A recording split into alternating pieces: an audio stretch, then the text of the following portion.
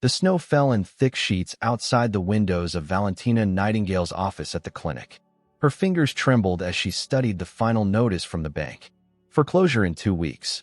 The legacy her grandfather had built, the psychiatric clinic that had served Boston's most vulnerable for 3 generations, would be gone. Miss Nightingale. Her secretary's voice crackled through the intercom. Mr. Ravencroft has arrived. Valentina swallowed hard. She had never met Thorne Ravencroft, though everyone in Boston knew of him. Tech billionaire. Ruthless businessman. A man whose name appeared on buildings, but rarely in photographs. Send him in. The door opened, and Valentina's breath caught.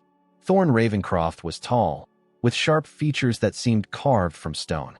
His eyes, a penetrating gray, locked onto hers with unsettling intensity.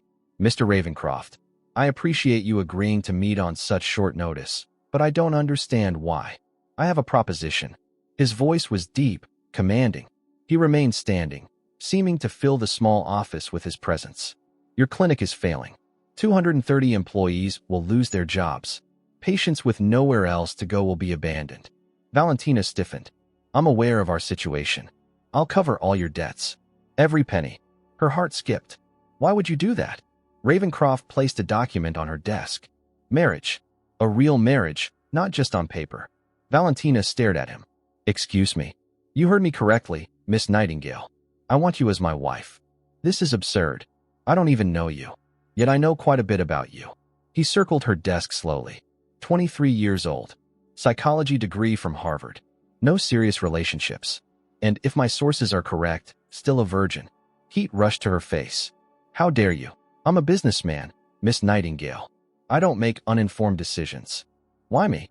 You could have anyone. I have my reasons. His expression revealed nothing. Your clinic receives full funding. Your employees keep their jobs. Your patients continue treatment.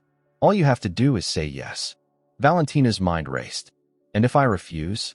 Then I'll be on my way, and you can explain to 200 families why they'll be unemployed next month. He checked his watch. I need your answer now. What kind of marriage are you expecting? She asked, her voice barely above a whisper.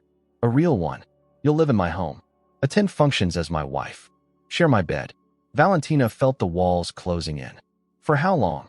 5 years minimum. After that, a generous divorce settlement. She thought of Mrs. Calloway, the schizophrenic patient who would end up on the streets if the clinic closed. Of Dr. Patel, who had 4 children and a mortgage. Of her grandfather, whose portrait hung in the lobby, who had built this place from nothing. I accept, she said, the words tasting like ash. Thorne's expression didn't change. Sign here. He slid the document toward her. Her hand shook as she signed her name. Outside, the storm intensified. The wedding will be this weekend. Small ceremony. My lawyers will contact yours with details. He took the signed contract. I look forward to our partnership, Valentina. As he turned to leave, she found her voice again. Mr. Ravencroft, why the rush? Why not a business loan instead of this? He paused at the door. The Nightingales and Ravencrofts have history, Valentina. Perhaps one day I'll tell you about it. His eyes held hers. And please, call me Thorne. We'll be husband and wife soon enough. The door closed behind him, leaving Valentina alone with the echo of his words. She looked out at the snow, which had turned Boston into a silent, white prison. She had saved the clinic, but at what cost? Her phone buzzed. A text message from an unknown number. The car will pick you up tomorrow at 9 a.m. Pack everything you wish to keep. TR. Valentina pressed her hands to her face. She had just sold herself to a stranger, a man with secrets behind his eyes and ice in his veins. And she had no idea why he wanted her. The Ravencroft mansion in Cambridge stood like a fortress against the gray February sky. Valentina stared through the car window as they passed through wrought iron gates that closed behind them with an ominous clang. Welcome to your new home, Mrs. Ravencroft, said the driver, a stoic man who had barely spoken during the 30-minute drive from Boston. 3 days had passed since her hasty wedding ceremony, a cold, clinical affair with only lawyers present. She had signed papers, exchanged vows with a stranger, and become Valentina Ravencroft in less time than it usually took her to complete a patient evaluation. The grand house before her looked like something from another century. Imposing stone, massive columns, and windows that revealed nothing of what lay within. Much like its owner. Mr. Ravencroft is in meetings until this evening. The housekeeper, Mrs. Ellis, informed her as she led Valentina through the mansion. I'll show you to your quarters. Your quarters, not our quarters, Valentina noted. So they wouldn't be sharing a bedroom. Small mercies. Her quarters turned out to be an elegant suite larger than her entire apartment. A sitting room connected to a bedroom with a massive four-poster bed. The decor was tasteful but impersonal, like an upscale hotel. Your things have been unpacked, Mrs. Ellis said. Dinner is at 7. Mr. Ravencroft prefers punctuality. Left alone, Valentina explored her gilded cage. The windows overlooked manicured gardens, still dormant under winter's grip. She tried the door that connected her suite to the adjacent room, locked. She found her clothes hanging in a walk-in closet larger than her former bedroom, alongside several new outfits with designer labels still attached. She showered and changed, trying to ignore the surreal reality of her situation. By selling herself to Thorne Ravencroft, she had saved her grandfather's legacy, but at what cost to her own future? At precisely 7, Valentina made her way to the dining room. Thorne was already seated at the head of a table that could comfortably seat 20. You look well, he said, his eyes assessing her as a buyer might inspect a new acquisition. Thank you for the clothes. It wasn't necessary. It was. My wife needs to dress the part. He gestured for her to sit at his right hand. Wine? No, thank you. They ate in uncomfortable silence until Valentina couldn't bear it any longer. Will you tell me why you wanted this marriage? She asked. The real reason. Thorne set down his fork. Your clinic was failing. I saw an opportunity. An opportunity for what? To acquire a wife like you'd acquire a company. Something like that. His expression revealed nothing. There are easier ways to get married than forcing a desperate woman into it. His eyes narrowed slightly. I didn't force you, Valentina. I made an offer. You accepted. You exploited my situation. I solved your problem. And I got what I wanted. That's business. Marriage isn't business. In my experience, it usually is. He took a sip of wine. You'll find I'm a fair husband. You'll want for nothing. Except freedom. A cold smile touched his lips. We all have our chains, Valentina. Some are just more visible than others. After dinner, Thorne retreated to his study. Days passed with similar detachment. Valentina wandered the house like a ghost, avoiding the staff who watched her with curious eyes. At night, she slept alone. 2 weeks into this strange arrangement, Valentina's curiosity got the better of her. While Thorne was at work, she began exploring the mansion more thoroughly. Most rooms were unlocked but revealed little. Guest bedrooms, a library full of business books, a gym. In Thorne's study, she found a computer, locked. File cabinets, also locked. Nothing personal, no photographs, no mementos. It was in the basement that she found something interesting. Behind a wine cellar was a door marked archive. Inside, she discovered boxes of Ravencroft Technologies documents dating back decades. One file caught her eye, Project Empathy, 1995. The same year her grandfather's clinic had begun to decline. Inside were technical documents, most heavily redacted, but one photo made her breath catch. Her grandfather and an older man who had Thorne's same sharp features, standing together in a lab. Looking for something? Valentina jumped. Thorne stood in the doorway, his expression unreadable. Why is my grandfather in your company archives? She demanded. That's my father with Dr. Alexander Nightingale. They worked together briefly. On what? A project that failed. He took the file from her hands. Dinner is at 7. Don't be late. That night, Thorne came to her room. He stood in the doorway, watching her. It's been 2 weeks, he said. Our arrangement includes all aspects of marriage. Valentina's heart raced. I see. Unless you'd like to renegotiate. The clinic's debts would come due immediately, of course. She lifted her chin. That won't be necessary. He approached slowly, like a predator. I won't hurt you, Valentina. I know, she said, though she didn't know it all. As he reached for her, Valentina realized she'd stepped into something far more complex than a business arrangement. The look in Thorne's eyes wasn't just desire, it was calculation. Whatever game he was playing, she was merely a piece on the board. And as his lips met hers for the first time, Valentina knew with absolute certainty that Thorne Ravencroft was hiding something far more dangerous than she had imagined. Darkness surrounded Valentina as she floated in the strange space between sleep and wakefulness. Her body was heavy with exhaustion, but her mind refused to surrender completely. Fragments of memory flickered through her consciousness. Thorne's unexpected gentleness, the unfamiliar sensations, the moment when pain gave way to something else entirely. Then, without warning, images that weren't her own invaded her mind. A young boy hiding in a closet, screaming, blood on marble floors. A woman's body crumpled at the bottom of a staircase. A man's voice shouting, "It was your fault, Thorne. Your fault she's dead." "Mother," Valentina whispered in the darkness, though the woman in the vision wasn't her mother. "He didn't mean to make you fall." Beside her, Thorne stiffened. "What did you say?" Valentina struggled toward consciousness, the alien memories fading. "What?" Thorne switched on the bedside lamp, his face pale with shock. "What did you just say about my mother?" I don't know. I was dreaming. But it hadn't been a dream, not exactly. You said he didn't mean to make you fall." Those exact words. His fingers dug into her shoulders. "How could you possibly know that?" "You're hurting me," Valentina said, fully awake now and alarmed by the wild look in his eyes. He released her, but didn't back away. "Tell me how you know about my mother." "I don't know anything about your mother."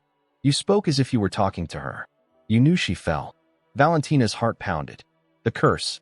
It couldn't be happening again. "Sometimes I see things," she whispered, knowing how it would sound. "When I'm touching someone while I sleep. It's happened since I was a child." Thorne stared at her. "See things. Memories. Fragments from other people's minds. My grandfather called it empathic resonance." "That's impossible." "I know how it sounds. My parents thought I was making it up at first. But my grandfather believed me because—" She hesitated. "Because what?" "Because he had it too. All nightingales born under a blue moon have it, though not all as strongly. It's why he became a psychiatrist, to understand it better." Thorne got out of bed and began pacing, naked and seemingly oblivious to it. "You expect me to believe you're psychic?" "Not psychic. I can't predict the future or read minds when I'm awake. It only happens in a specific sleep state, and only with memories carrying strong emotional imprints." She pulled the sheet around herself. "I saw your mother falling. I felt your guilt. My mother's death was an accident, but you blamed yourself." His face hardened. "This is absurd. You don't have to believe me." She looked away. "Most people don't." Thorne sat heavily on the edge of the bed. "What else did you see?" Something in his voice made her look up. There was calculation in his eyes again, that chess player's assessment. "Just fragments. A closet. Blood. A man shouting at you." "My father," he said flatly. The perfect Harrison Ravencroft, who couldn't bear that his only son was responsible for his wife's death. "You weren't responsible. It was an accident. You can't know that." "I felt it. Your horror. Your confusion. You were just a child." Thorne studied her for a long moment. "If what you're claiming is true, if you can access memories this way, can you control it?" "Somewhat. With practice and physical contact, I can sometimes direct it towards specific memories." "And you've never mentioned this ability before?" Valentina laughed bitterly. "It's not something I advertise. The last boyfriend who found out called me a freak and left." "Does anyone else know?" "A few doctors my grandfather consulted when I was younger. They called it a neurological anomaly.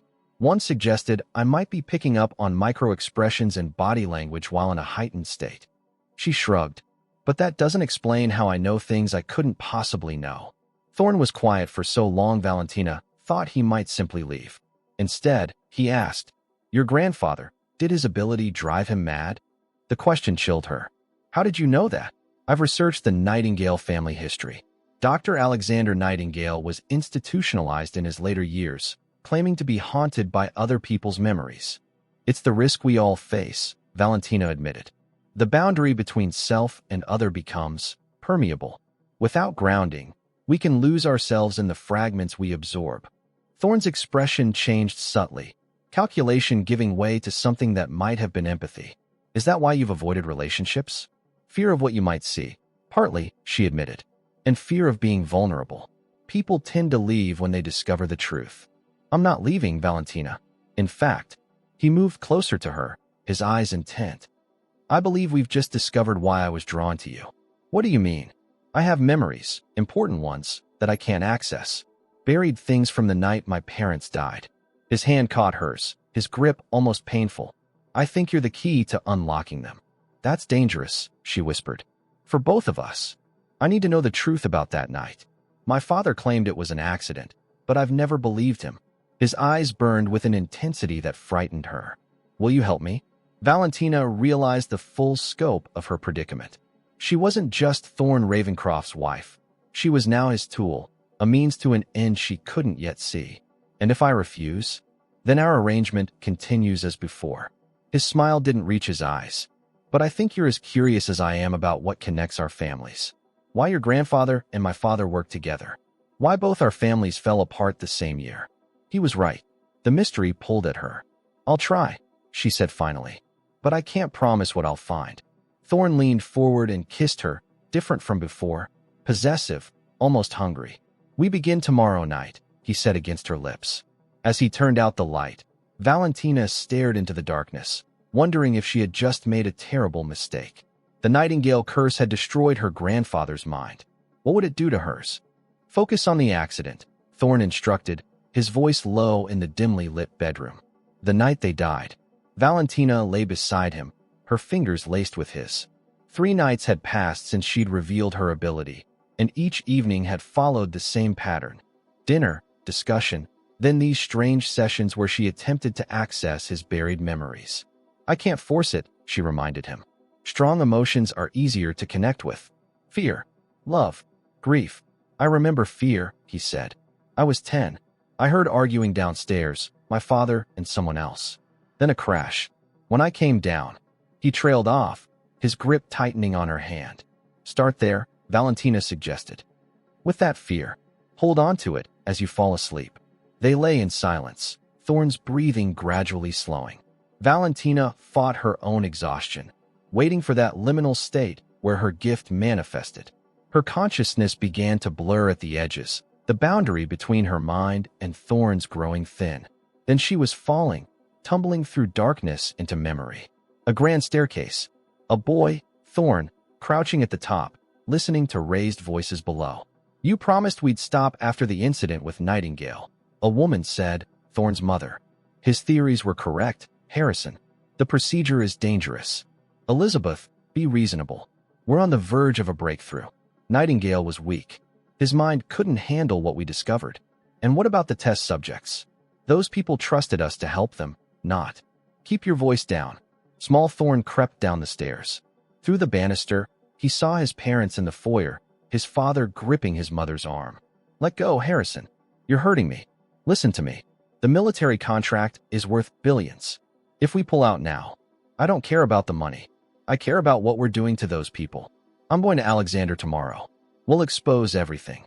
You can't do that, Elizabeth. A new voice entered the scene, male, unfamiliar. Mrs. Ravencroft, please reconsider. A man Valentina didn't recognize stepped into view, his face obscured by shadow. Get out of my house, Elizabeth said. Both of you. It's over. She turned toward the stairs, toward Thorne, but Harrison grabbed her. They struggled. Elizabeth lost her balance, falling backward. Her head struck the marble floor with a sickening crack. Blood pooled around her golden hair. Harrison knelt beside her, checking for a pulse. She's dead, he said, voice hollow. The other man stepped forward. Unfortunate, but perhaps for the best. She was becoming a liability. My wife is dead, and that's your response. Harrison looked up, grief turning to rage. Get out. Don't be foolish. We need to handle this carefully. The man's voice was cold, calculating. An accident. She fell down the stairs. You tried to catch her, but couldn't. Small Thorne, frozen with horror, made a sound, a whimper or gasp. Both men looked up. The boy, the stranger said. He saw. He's my son. Harrison's voice hardened. I'll handle him. The stranger approached the stairs, looking directly at Thorne. An older man, with silver-streaked hair and cold eyes. Children forget what they're told to forget, he said. Don't they, Thorne? Valentina gasped awake, the connection breaking. Beside her, Thorne thrashed in his sleep, caught in the grip of the same memory. Father, no, he cried out, then jerked awake, disoriented and sweating. Thorne, Valentina touched his face, grounding him in the present. You're safe. It was just a memory. He stared at her, his eyes gradually clearing. You saw it too. Yes. She hesitated. Your mother's death wasn't an accident. She was murdered, he said flatly. By my father. I don't think he intended it. But that other man. Carlton Ashcroft. Thorne's face hardened. My father's business partner. Valentina froze. Ashcroft, as in Lorelei Ashcroft. His daughter. Thorne sat up, switching on the light. What did you see exactly? Valentina described the memory in detail. Your mother threatened to expose something they were doing with test subjects. She mentioned my grandfather. Project Empathy, Thorne said. Your grandfather and my father were developing a treatment for trauma using guided empathic connection. Like what I can do naturally, Valentina realized. They were trying to replicate it. But something went wrong. Your grandfather had a breakdown. My father continued the research with military funding. Thorne's expression darkened. And my mother was killed when she threatened to expose them. There's more to discover, Valentina said. We should try again tomorrow. No. Thorne's decision was abrupt. We need to be careful. If what I suspect is true, these memories could be dangerous. What do you suspect? Thorne's phone chimed before he could answer. He glanced at it, his expression tightening. Lorelei, there's an issue at the company. I need to go. Now? It's after midnight. The Tokyo market just opened. We're launching a new product. He was already pulling on clothes. Get some rest. We'll continue tomorrow. After he left, Valentina lay awake, processing what she'd witnessed. The memory raised more questions than answers. What experiment had gone so wrong? How was her grandfather involved? And if Carlton Ashcroft had helped cover up Elizabeth Ravencroft's death, what did that mean for Lorelei? The next morning, Valentina found herself alone in the mansion. Mrs. Ellis informed her that Thorne had left for the office before dawn. Determined to find answers on her own, Valentina returned to the archive room. She spent hours digging through old files, finding scattered references to Project Empathy, but nothing substantial. She was about to give up when her phone rang, an unfamiliar number. Hello, Mrs. Ravencroft? A woman's voice, cool and precise. This is Lorelei Ashcroft. I think it's time we met. Ah, yes, of course. Wonderful. I'm outside your house right now. Valentina's stomach dropped. My husband isn't home. I know, Lorelei said. That's why I'm here. We need to talk about what Thorne is really using you for. Would you like more tea, Mrs. Ravencroft? Lorelei Ashcroft's smile didn't reach her eyes as she poured without waiting for an answer. They sat in an upscale cafe in Cambridge, far enough from Ravencroft Technologies to avoid being seen by Thorne's employees. Lorelei had insisted on meeting in public, for both our protection, she'd said cryptically. Valentina studied the woman across from her. Lorelei was stunning in a calculated way. Sleek blonde hair, impeccable makeup, a designer suit that probably cost more than most people's monthly rent. Everything about her projected power and control. I appreciate you agreeing to meet, Valentina said carefully. Though I'm not sure what we have to discuss. Oh, I think you know exactly what we need to discuss. Lorelei set down her teacup with precision. Your unusual talents. The words hit Valentina like a slap. I don't know what you mean. Please, spare us both the denial. Thorne has been obsessed with finding someone like you for years. Lorelei leaned forward. Someone who can access buried memories. How do you know about that? My father kept detailed records about Project Empathy, including information about the Nightingale family trait. She smiled thinly. Did you think your hasty marriage was about romance? Or even just about saving your clinic? Thorne never claimed it was about romance. No, he wouldn't. He's nothing if not pragmatic. Lorelei stirred her tea. Did you know he's been investigating your family for over 5 years? That he specifically targeted your clinic for acquisition, then engineered its financial difficulties? That's a lie, is it? Lorelei removed a folder from her designer bag and slid it across the table. See for yourself. The documents inside made Valentina's blood run cold. Financial records showing Ravencroft shell companies systematically buying the clinic's debt. A psychological profile of Valentina, including details of her childhood experiences.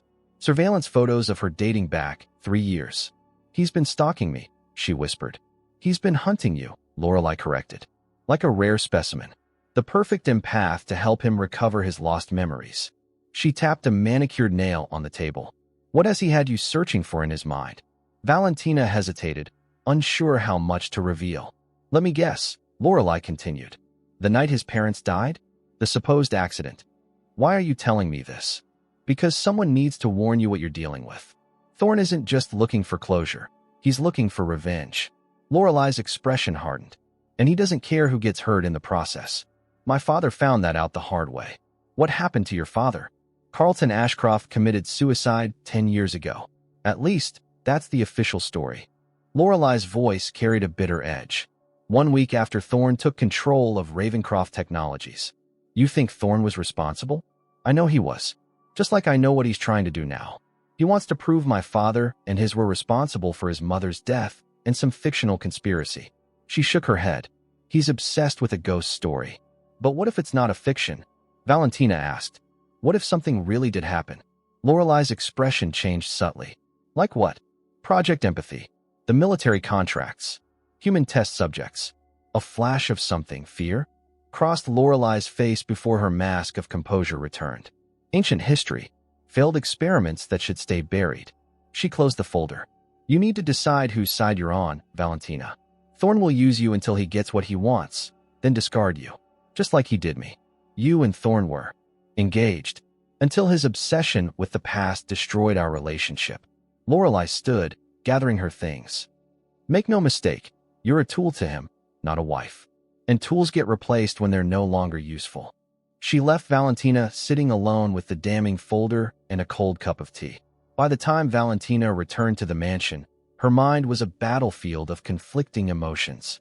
Anger at Thorne's manipulation, fear about what she'd become involved in, and beneath it all, a deep sense of betrayal. She found him in his study, reviewing documents. He looked up when she entered, his expression unreadable.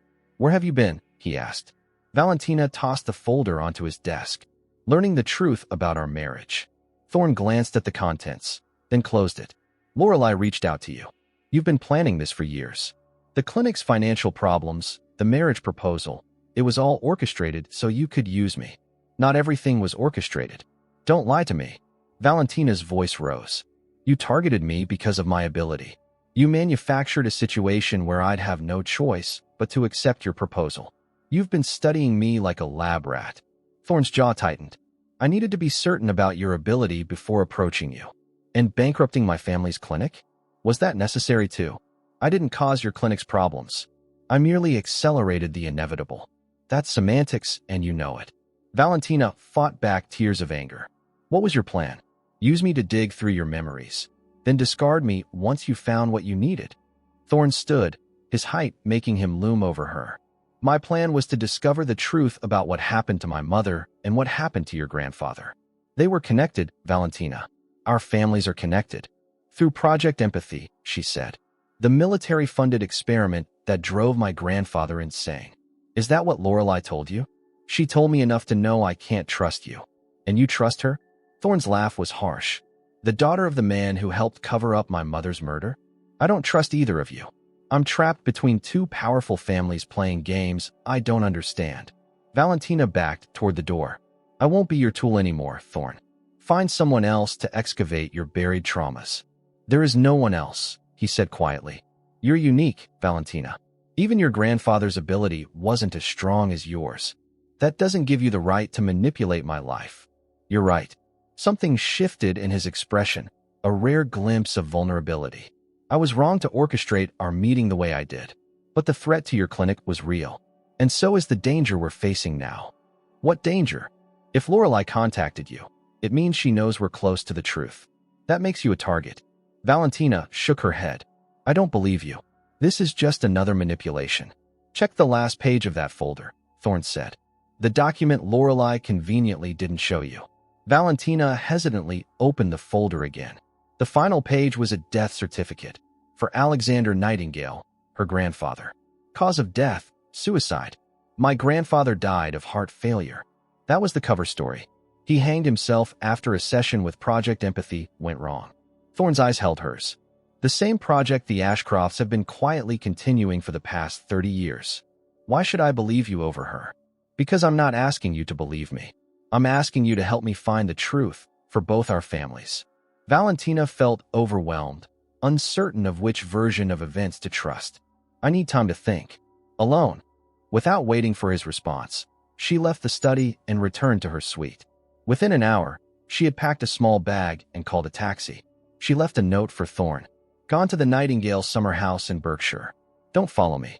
As the taxi pulled away from the Ravencroft mansion, Valentina gazed back at the imposing structure. Whatever game Thorne and Lorelei were playing, she needed space to figure out her own moves. And perhaps the house where her grandfather had spent his final years held answers that neither of them wanted her to find. The Nightingale summer house stood alone at the end of a winding road, surrounded by bare winter trees. It had been years since Valentina's last visit, back when her grandfather was still alive, before his decline, before the whispers about his mental state, before everything fell apart. The caretaker, Mr. Jenkins, seemed surprised by her arrival, but handed over the keys without question. "Place needs some warming up, Mrs. Ravencroft. Been empty since last summer when your parents visited." Valentina corrected him about her name, then realized it wasn't a mistake. She was Mrs. Ravencroft now, a fact that still felt like an ill-fitting costume. "I'll manage," she told him. "I won't be staying long." The house was smaller than she remembered, a rustic two-story structure with weathered cedar siding and a wraparound porch. Inside, furniture sat beneath dust covers like sleeping ghosts. Valentina moved through the rooms, removing covers and opening windows despite the winter chill. Anything to disturb the stagnant air of abandonment. Her grandfather's bedroom remained untouched since his death. His clothes still hung in the closet. His reading glasses sat on the nightstand beside a half-finished novel. Valentina sat on the edge of his bed, overwhelmed by memory and doubt. What had really happened to Alexander Nightingale? The brilliant psychiatrist whose theories on empathic connection had revolutionized trauma treatment, reduced to a broken man who couldn't distinguish between his memories and others. The death certificate Thorne had shown her contradicted everything she'd been told. Suicide, not heart failure. But her parents wouldn't have lied about something so fundamental, would they? The house creaked and settled around her as evening approached. Valentina built a fire in the living room fireplace and prepared a simple meal from provisions in the pantry. As she ate in silence, her mind sifted through contradictory narratives. Thorne's claims of conspiracy, Lorelei's warnings, her own fractured understanding of her family history. After dinner, she resumed exploring. The house had been in the Nightingale family for generations, expanded and renovated over decades. Her grandfather had converted the attic into a home office during his final years, a place where he could work in isolation as his condition worsened.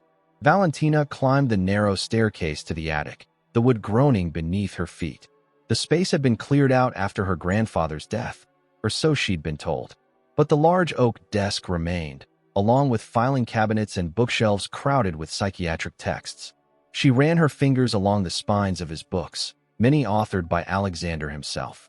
Empathic Resonance in Trauma Recovery.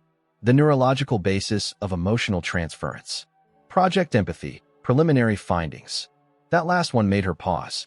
Project Empathy, the same name Thorne and Lorelei had mentioned. She pulled the slim volume from the shelf and opened it. Inside was not a published work, but a bound collection of research notes, heavily annotated in her grandfather's distinctive handwriting. For hours, Valentina pored over the documents, piecing together fragments of a story she'd never been told. Her grandfather and Harrison Ravencroft had indeed collaborated on developing a treatment protocol that would allow therapists to experience patients' traumatic memories directly. They'd theorized that the Nightingale family gift, what Alexander called natural empathic resonance, could be technologically replicated. Success with Subject 23, 1 entry read. Complete memory transfer achieved using the modified Neuralink and empathic induction protocol. Subject reported significant trauma reduction following session, but later entries grew darker. Subject 28 experiencing memory contamination, reporting memories that aren't their own. Harrison insists we continue. Military representatives requesting demonstration of memory extraction capabilities. H.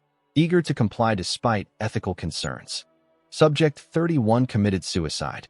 Claims they couldn't distinguish between implanted memories and their own experiences. H. Buried the incident. This has gone too far. The final entries were increasingly disjointed, the handwriting deteriorating. They're in my head now. All of them. Their pain. Their fears. I can't shut it out. Elizabeth understands the danger. She's going to help end this.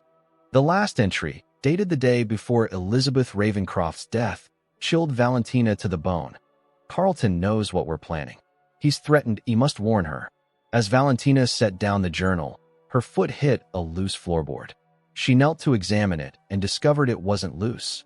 It was a small, cleverly disguised trapdoor. When she lifted it, she found a hidden compartment containing a metal box. Inside the box were old reel-to-reel audio tapes labeled with dates and numbers. Subject interviews. And at the bottom, one labeled Evidence, Ravencroft/Ashcroft. Valentina's hands trembled as she searched the attic, eventually finding an old tape player in a closet. She connected it to a power outlet, loaded the evidence tape, and pressed play. Static crackled. Then her grandfather's voice emerged, sounding strained, recording this as insurance. Carlton Ashcroft has corrupted Project Empathy into something unrecognizable. They're using my techniques for military interrogation, memory manipulation, psychological warfare. A pause, then, Elizabeth Ravencroft has agreed to help me expose them. She has access to documents proving the illegal human experimentation. Harrison knows something is wrong, but won't stand against Carlton. Too much money involved.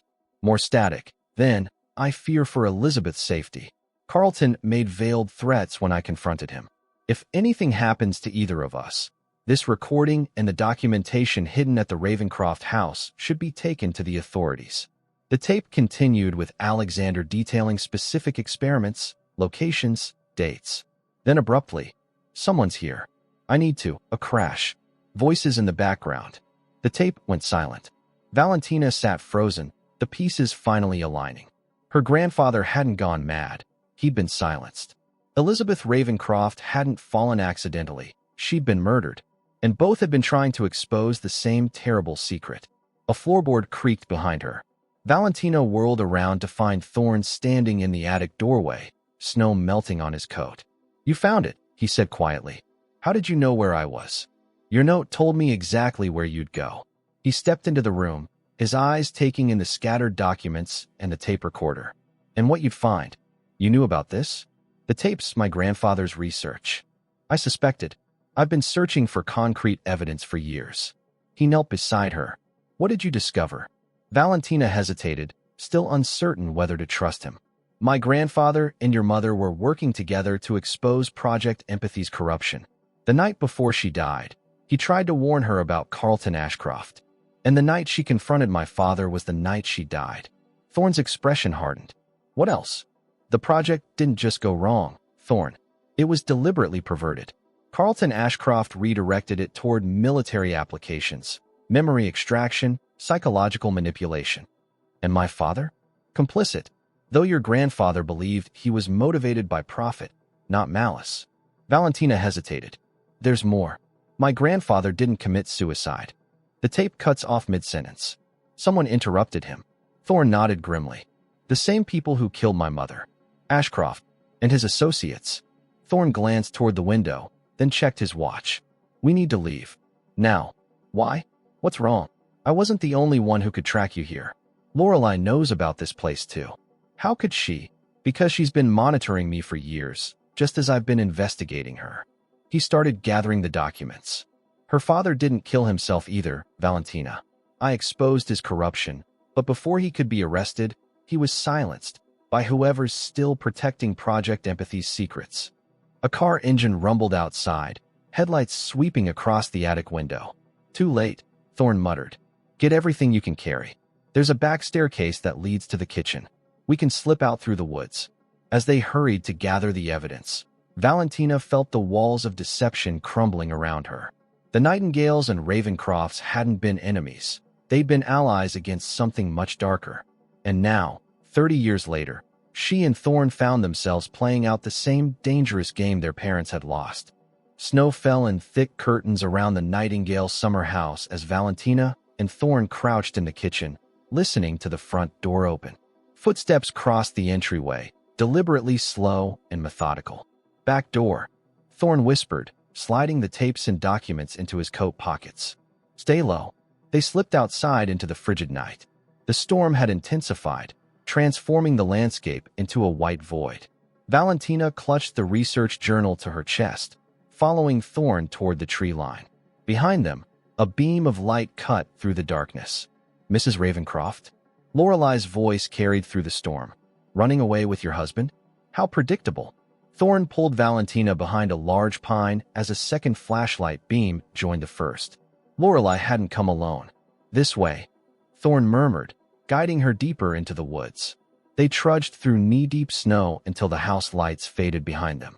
My car is parked half a mile down the road, Thorne said. If we can reach it. A crack echoed through the trees, a gunshot. Both dropped instinctively to the ground. They're shooting at us? Valentina hissed. Warning shot. They want the evidence, not our bodies. Thorne's face was grim in the dim moonlight filtering through the clouds. Not yet, anyway. They crawled through the snow until they reached a small clearing. Across it stood a dilapidated structure, a groundskeeper's cottage Valentina remembered from childhood summers. We can shelter there until the storm passes, she suggested. Inside, the cottage was bare and cold, but it offered protection from the snow and searching eyes. Thorne secured the door, while Valentina found candle stubs in a drawer and lit them. The road will be impassable soon, Thorne said, brushing snow from his coat. We're trapped here until morning. Valentina sank onto a dusty chair. Why is Lorelei so desperate to stop us? Her father is dead. Whatever happened is ancient history, because Project Empathy never ended. Thorne pulled out the tapes and documents they'd salvaged. It evolved. Ravencroft Technologies has a classified division called Neural Integration. Government contracts worth billions. Lorelei heads it personally. You think they're still using my grandfather's techniques? I know they are. That's why I've been trying to access my memories of that night, to find proof that links the original project to what they're doing now. He looked at her intently. Valentina, your gift isn't just rare. It's the key to everything they've been trying to replicate artificially for decades. The implications sank in slowly. That's why you married me. Not just to access your memories, but to understand how my ability works. Initially, yes. And now, something shifted in Thorne's expression, a vulnerability she'd glimpsed only once before. Now I need you to trust me enough for one more attempt. Here, tonight, where we won't be interrupted. You want to try again? After everything that's happened? We're running out of time. The storm's buying us a few hours, but by morning, Lorelei will have reinforcements. He took her hands. Please, Valentina. One last time. Despite her reservations, Valentina nodded.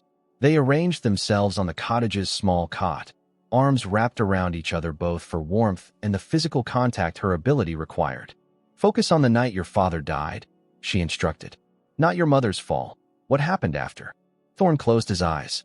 A year later. I was 11. My father had become distant, drinking heavily. He called me to his study late one night. As they drifted towards sleep, Valentina felt the familiar blurring of boundaries, her consciousness melding with Thorne's memories. Harrison Ravencroft sat behind his massive desk, a tumbler of whiskey in his hand. He looked aged beyond his years, grief etched into his face. Sit down, son, he said to the boy standing nervously in the doorway. There are things you need to know. Things I should have told you after your mother died. Young Thorne perched on the edge of a leather chair. What things, father? Your mother was right about Project Empathy. We crossed lines we shouldn't have. Harrison drained his glass. I've been trying to shut it down, but Carlton, he has powerful friends. Military contracts. Intelligence agencies. I don't understand. You will someday. Harrison opened a drawer and removed a thick envelope. If anything happens to me, take this to Alexander Nightingale's granddaughter when she's grown. She'll understand what to do with it. Why can't you just stop working with Mr. Ashcroft? It's not that simple. Harrison's hands trembled as he poured another drink. I've discovered what they're really using the technology for. Not just treating trauma, inducing it. Creating perfect soldiers by manipulating memories. Interrogation techniques that break a person's very identity. A noise outside the study made Harrison stiffen. Go to bed, Thorne. Take the envelope. Hide it somewhere only you know about.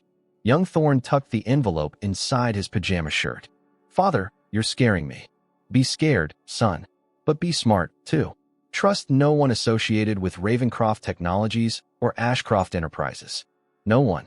The memory shifted. Later that night, Thorne awoke to shouting. He crept to the top of the stairs, the same spot where he'd witnessed his mother's fall. Below, his father argued with Carlton Ashcroft and two men in suits. It's over, Harrison, Carlton said. You've become a liability, just like Elizabeth. You murdered my wife, Harrison spat.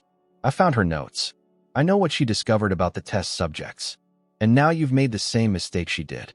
Carlton nodded to the men in suits. Make it look like suicide. The grieving widower, unable to go on without his beloved wife. Thorne clutched the banister, frozen in horror as the men grabbed his father. A sharp cry, then silence. He ran back to his room and hid the envelope behind a loose brick in his fireplace. The next morning, he was told his father had taken his own life. Valentina jolted awake with a gasp.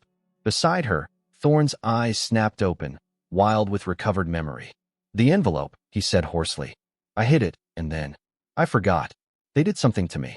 Someone came to my room that night. A doctor who said he was there to help me cope with the shock. Memory suppression, Valentina whispered. Using my grandfather's techniques against a child. But not completely effective. Thorne sat up, his face illuminated by the guttering candles. I've had fragments all these years. Dreams. Intuitions. Enough to know something was wrong, but never the complete picture. Do you think the envelope is still there? In your childhood home? The house was sold after my father's death. I was sent to boarding school, then to relatives. His expression hardened. But I bought it back 10 years ago. It's been sitting empty all this time. I could never bring myself to go inside. Outside, the wind howled, rattling the cottage windows.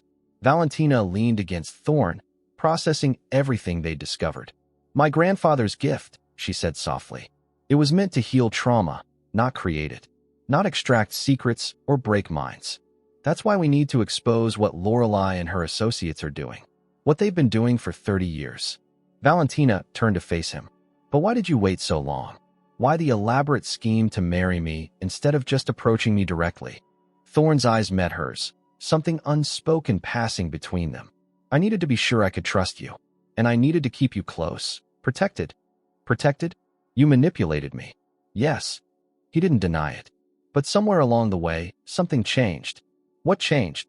Instead of answering, he leaned forward and kissed her. Not the calculated kiss of their arrangement, but something else entirely. Something real. When they broke apart, Valentina searched his face. This doesn't change what you did. I know, but it changes what I'm willing to do now. He took her hands.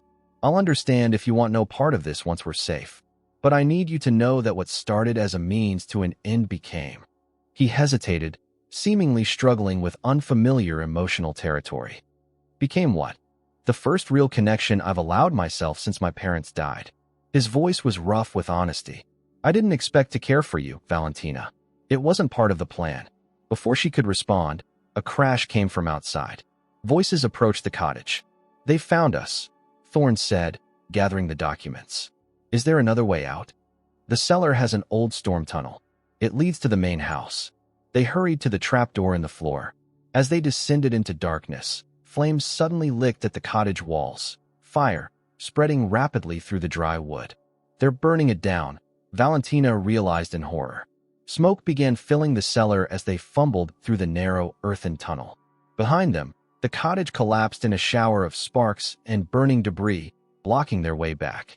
Ahead lay uncertainty, danger, and a truth buried for 3 decades. And between them, something neither had anticipated when their arrangement began, an alliance becoming something deeper with each revealed secret and shared danger. Dawn broke over the Berkshire Mountains, pale sunlight glinting off fresh snow. The charred remains of the groundskeeper's cottage sent a thin column of smoke into the clear morning sky, a grim marker of the previous night's events. Valentina and Thorne emerged from the woods half a mile from the main road, exhausted and smoke-stained but alive. The storm tunnel had led them to the basement of the Nightingale house, where they'd found it eerily empty. Lorelei and her companions had vanished, likely assuming their targets had perished in the fire. We need to move quickly, Thorne said, brushing ash from his coat as they approached his car, hidden beneath a cluster of pines. They'll realize their mistakes soon enough. Valentina clutched the salvaged evidence against her chest, her grandfather's journal, the surviving tapes, the fragments of truth they'd pieced together through memory and investigation. Where are we going? She asked as the engine roared to life. To find the envelope my father hid. It's our best chance of exposing everything. Thorne navigated the snow-covered road with grim determination. The house is in Connecticut. We can be there by noon. The journey passed in tense silence. both processing the revelations of the past 24 hours. Valentina stared out the window at the pristine winter landscape, so at odds with the dark conspiracy they'd uncovered. "I still don't understand why Lorelei would continue her father's work," she said finally. "If she knows what they did, the murders, the illegal experiments, why perpetuate it? Power, money, or perhaps she believes in the work itself." Thorne's hands tightened on the steering wheel. Neural integration technology has applications beyond weaponization. The ability to share memories, to experience another's perspective firsthand. It could transform education, entertainment, even relationships. At what cost? My grandfather's gift nearly drove him mad. The subjects in his notes experienced memory contamination, identity dissolution. That's why they need you, Valentina. Your natural ability doesn't cause those side effects. If they could isolate what makes you different. The implication hung between them, that Valentina herself might have been the ultimate target all along. By early afternoon, they arrived at an imposing Victorian mansion set back from a quiet suburban street. Ravencroft House stood frozen in time, preserved exactly as it had been when Thorne last saw it as a child. "I never came inside," he admitted as they approached the front door. "I couldn't face the memories." "You don't have to face them alone now," Valentina said softly, taking his hand. The interior was shrouded in dust covers and shadows.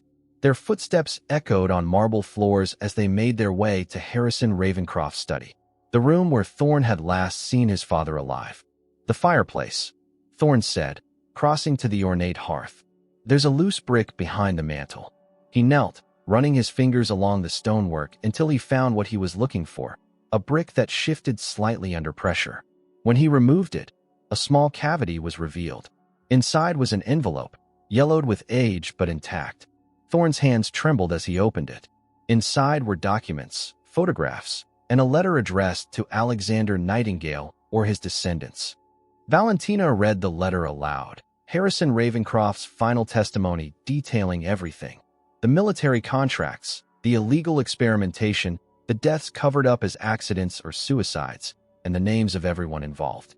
Not just Carlton Ashcroft, but government officials, military leaders, and corporate executives who had funded and protected Project Empathy for their own purposes. "This is everything we need," she whispered. "Enough to expose them all." Not quite everything. A familiar voice came from the doorway. They spun around to find Lorelei standing there, a gun pointed steadily at them. She looked immaculate as always, not a hair out of place despite the circumstances. "I have to admire your persistence," she said. "You two have accomplished in days what I feared would take months." "It's over, Lorelei," Thorne said, shifting subtly to shield Valentina. "We have proof of everything. Your father's crimes, the continued illegal research, all of it." "Over," Lorelei laughed. "You still don't understand what you're dealing with. This was never just about covering up old sins. Project Empathy has evolved into something far beyond what your parents could have imagined." "Into what?" Valentina asked. "The future of human consciousness. The ability to share not just memories, but entire subjective experiences." Her eyes gleamed with fervor. "We're on the verge of a breakthrough that will transform humanity. And you, Valentina, are the missing piece. You want to study me. We want to understand you. You're a remarkable gift, natural empathic resonance unencumbered by the side effects that plague our synthetic version. By kidnapping me, killing Thorne, that was never the plan." Lorelei's expression softened slightly. "I wanted you to join us willingly, to see the potential of what we're building. By continuing the work that led to 3 murders?" Thorne's voice was cold. "My parents and Alexander Nightingale didn't die for science, Lorelei. They died because they discovered you were torturing people, casualties on the path to progress." Her grip on the gun tightened. "My father understood the necessity of sacrifice." "Your father was a murderer," Valentina said quietly. "And so are you. Unfortunate necessities." Lorelei gestured with the gun. "Now, I need those documents and you, Valentina. Thorne can join his parents." Another Ravencroft suicide in this house. How fitting.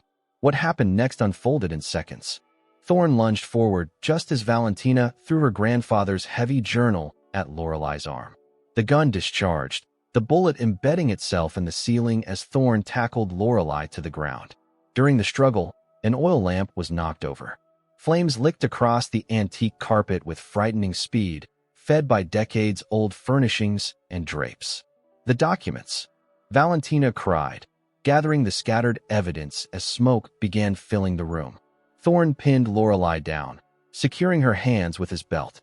"We need to go? Now.